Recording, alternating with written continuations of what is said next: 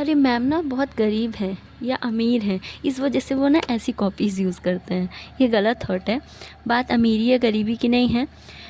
मैं उनके बारे में भी ध्यान रखना चाहती हूँ जो अफोर्ड नहीं कर सकते वह ऐसी कॉपीज़, है ना, जो ऐसी कॉपीज़ होती हैं यूपीएससी के अकॉर्डिंग, यूपीएससी एमपीएससी के अकॉर्डिंग वो अफोर्ड नहीं कर सकते। तो आई विश कि मैं उनकी भी हेल्प कर पाऊँ। तो इस वजह से मैं ऐसी कॉपीज़ यूज़ करती हूँ ताकि अगर वो अफोर्ड नहीं कर सकते तो A4 साइज़ पेपर क्या है, एक बंडल ख़रीदा आराम से 350 में, और आराम से उन्होंने कम से कम 400 या 500 क्वेश्चंस वो जो है सॉल्व कर लेते हैं। बट इस तरीके की कॉपीज़ थोड़ी उन्हें महंगी पड़ती हैं, तो मैंने सोचा कि मैं इस तरह की कॉपी यूज़ कर लेती हूँ। ये रीज़न है। तो आपका टाइम वेस्ट ना करते हुए क्वेश्चन पे आते हैं।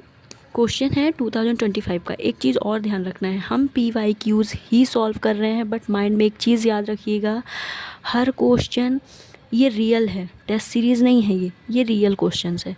रियल क्वेश्चन अगर यूपीएससी के हैं मतलब कहीं ना कहीं आपके उस क्वेश्चन से रिलेटेड वो थॉट्स क्लियर हो रहे हैं, वो स्टैटिक पोर्शन के हैं, तो आपके डायमेंशंस आपको पता चल पा रही हैं कि क्वेश्चंस के क्या क्या डायमेंशंस हो सकते हैं और उन्हें किस तरीके से सॉल्व करना है।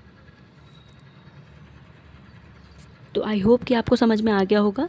देखते हैं आज हम जो हमारा है क्वेश्चन है नंबर 13। ठीक है, 12 तक हम सॉल्व कर चुके हैं।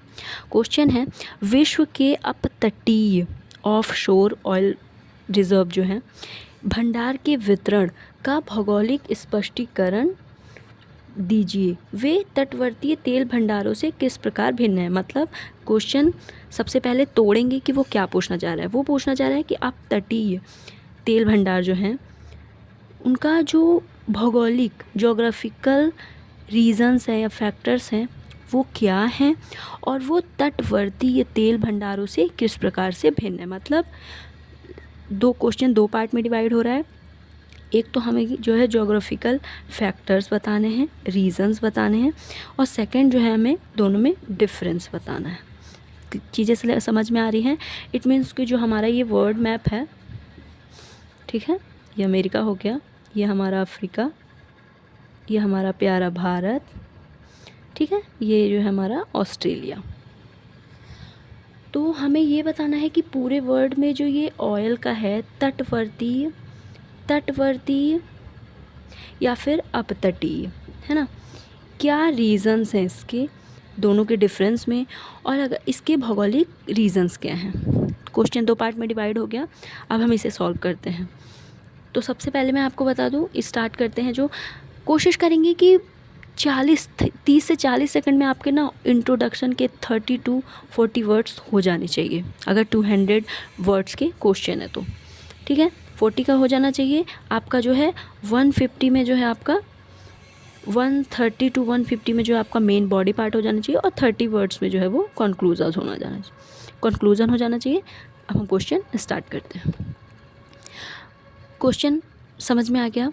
सबसे पहले बताएंगे, मैं दोनों में डिफरेंस आपको बताते चलूँगी कि क्यों जो है वो अपतटीय जो है वो इतना अभी इजी नहीं है, चीप नहीं है, मतलब सस्ता वे नहीं है इस रिज़र्व ऑयल से जो है वो अपनी सोर्सेस को, एनर्जी को कंप्लीट कर पाना, अपनी नीड्स को फुलफ़िल कर पाना। अपतटीय तेल भंडार व पेट्रोलियम संसाधन हैं जो समुद्र तल के नीचे स्थित होते हैं। इनका वैश्विक वितरण विशिष्ट भौगोलिक एवं भूवैज्ञानिक परिस्थितियों से नियंत्रित होते हैं। ये देखिए वर्ल्ड मैप में मैंने कुछ एरिया बता दिए हैं। Gulf of Mexico and Caribbean Sea, West जो है अफ्रीका, मेडिटेरेनियन सी में है, नॉर्थ सी में है, पर्शियन गल्फ़ खाड़ी में। देखिए मतलब देख रह पा रहे हैं कि ये समुद्र के अंदर है ना। तटीय क्या होता है, समुद्र और स्थल के बीचों बीच जो तट होता है जहाँ से पानी गिरता है खाड़ियों में या फिर तो उस एरिया पे। लेकिन ये जो अपतटीय है वो क्या है, पानी के अंदर, साउथ चाइना सी का जो एरिया यहाँ पे। तो कौन कौन से रीजंस हैं, कौन कौन से फैक्टर्स हैं इसके। फर्स्ट फैक्टर है महाद्वीपीय शेल्फ का विस्तार, प्रायः उथले समुद्रों में पाए जाते हैं। जहां महाद्वीपीय शेल्फ चौड़ा और स्थिर है, जैसे नॉर्थ सी, मैक्सिको की खाड़ी। इसके लिए क्या होना चाहिए, जो हमारा तट का एरिया है और समुद्र का एरिया है, पानी के नीचे जो गहरा एरिया है वहाँ पे होता है ये। अवसादी बेसिनों की उपस्थिति, नदियों द्वारा लाए गए अवसादों से बने मोटे अवसादी बेसिन हाइड्रोकार्बन निर्माण के लिए अनुकूल होता है। नदियाँ लंबे समय तक जब अवसादों का जो है वो इकट्ठा करते हैं, जमाव करते हैं, तो एक लंबे टाइम के बाद हाइड्रोकार्बन में चीज़ें चेंज हो जाती हैं और उससे जो है हमें ऑयल मिलता है। समुद्री जैविक पदार्थों की प्रचुरता, आपने कोरल रीफ्स के बारे में पढ़ा होगा, ठीक है। जो कोरल रीफ्स हमारे हो जाते हैं, लंबे समय तक वो जीव जब मरते जाते हैं तो उनका जो है वो इकट्ठा वो होते हैं और उसके बाद वो वो भी हाइड्रोकार्बन में चेंज हो जाते हैं और उसके बाद ऑयल मिल जाता है। जीव वनस्पति के अवशेष तेल निर्माण के प्रमुख स्रोत हैं। फिर है अनुकूल ताप एवं दाब, समुद्र तल के नीचे गहराई के साथ पड़ता ताप दाब पेट्रोलियम के परिपक्वन में सहायक होता है। टेक्टोनिक संरचनाएं फॉल्ट, फोल्ड तथा नमक गुंबद तेल के संचयन हेतु ट्रैप का निर्माण करते हैं। अब दोनों में डिफरेंस देखिए। अब तटीय और तटीय में अंतर क्या होता है। अब तटीय जो है वो समुद्र तल के नीचे होता है, दोहन की लागत अत्यधिक होती है। ऐसा क्यों होता है, क्योंकि हमें डर होता है कि पानी में जो अगर गलती से रिसाव ऑयल का हुआ तो मुश्किल हो जाएगा उसे कंट्रोल करना।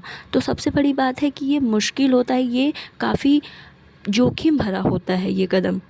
दोहन लागत, अब क्योंकि स्थल पे जो है खनन करना थोड़ा सस्ता पड़ता है, लेकिन समुद्र में कई सारी चीज़ों को मैनेज करना पड़ता है, उस तरीके की मशीनीकरण होनी चाहिए। इस वजह से है जो इसकी लागत जो है वो ज़्यादा हो जाती है। तकनीकी जटिलता अधिक होती है। अब हमें टेक्निकली बहुत स्ट्रांग होना पड़ेगा इस तरीके के खनन में या माइनिंग में। तटीय में क्या अंतर होता है कि भूमि या तट के नीचे होता है, लागत कम होती है अकॉर्डिंग टू अपतटीय, तकनीकी जटिलता कम होती है और पर्यावरण जोखिम कम होता है।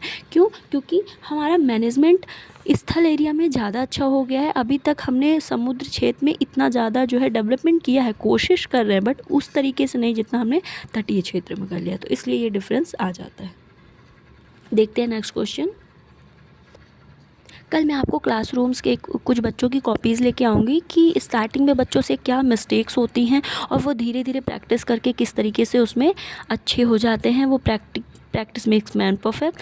तो प्रैक्टिस आपको कैसे जो है वो अच्छा एक डायरेक्शन देता है प्रॉब्लम सॉल्विंग में। तो हमारा जो सेकंड क्वेश्चन है, समकालीन विश्व के लिए फ्रांसीसी क्रांति की निरंतर प्रासंगिकता है, स्पष्ट कीजिए।